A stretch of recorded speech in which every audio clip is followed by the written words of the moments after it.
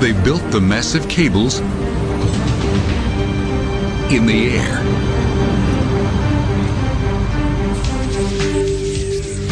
Two spinning wheels shuttle several small strands at a time back and forth across the towers, each pass adding girth to the massive cables.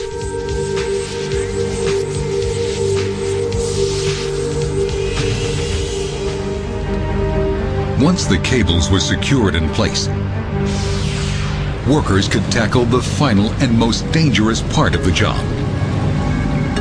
installing the huge bridge decks.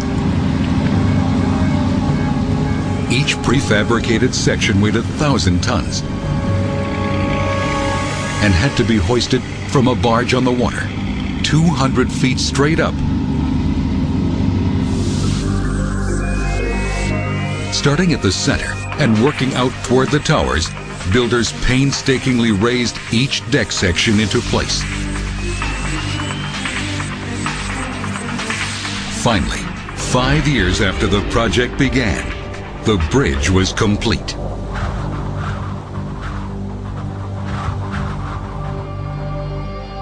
It was quite staggering to me and to others, I think, that we had constructed this monument, the sort of bridge to the future. The completion of the bridge and the tunnel provided the two crucial water links on the route from the city to its new airport.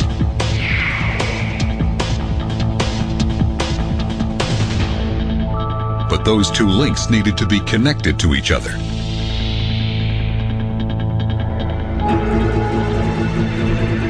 The project called for two brand new highways.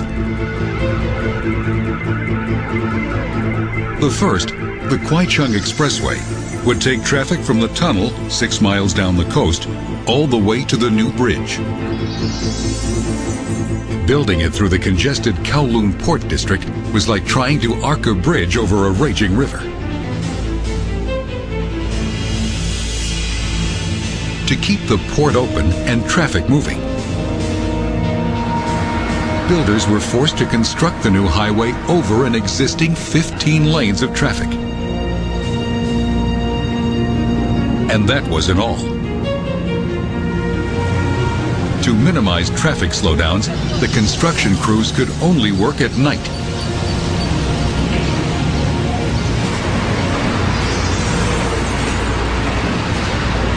Road crews raced to bolt together Hong Kong's first ever highway in the sky.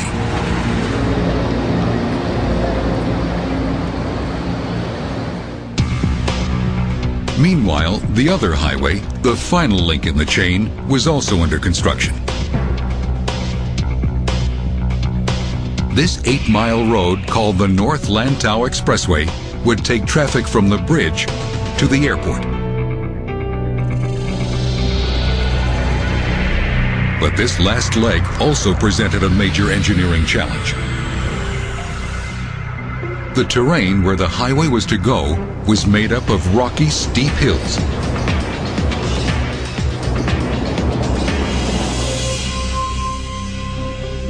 So engineers came up with a novel solution. They decided to extend the coastline out into the bay by more than a half mile.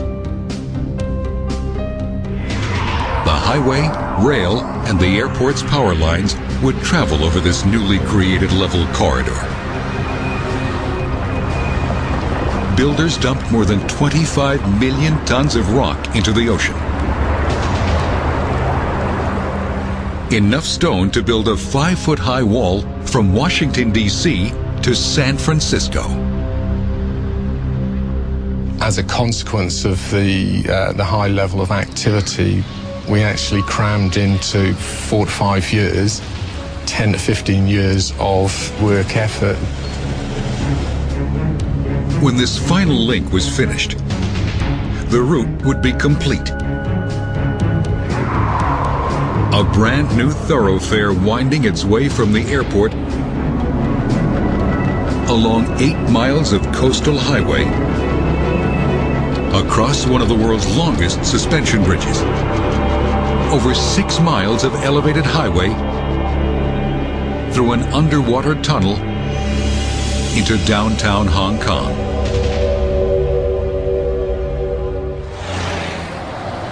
And yet, it wouldn't be enough. The new route would be great for cars and trucks, but it would do nothing for the 2.4 million people who use the subway.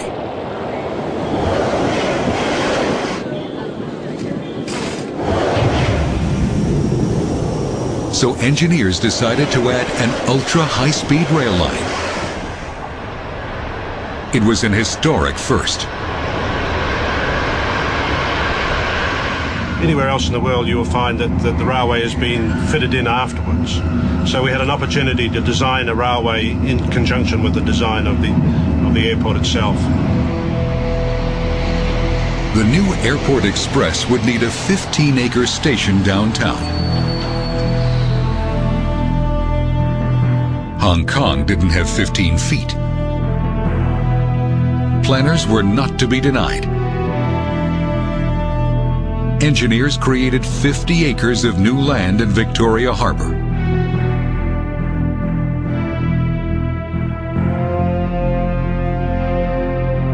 In only 2 years, the new station rose out of the ground.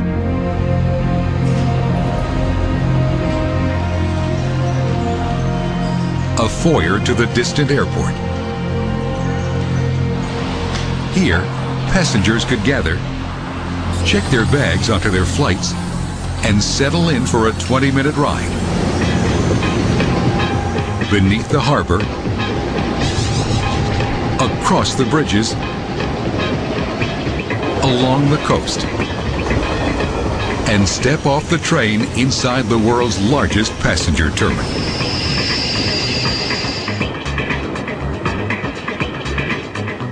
There was just one problem. There was still no passenger terminal. With only 2 years left on the ticking clock, construction finally began on the terminal complex. The plan called for the largest enclosed space in the world, more than a mile long.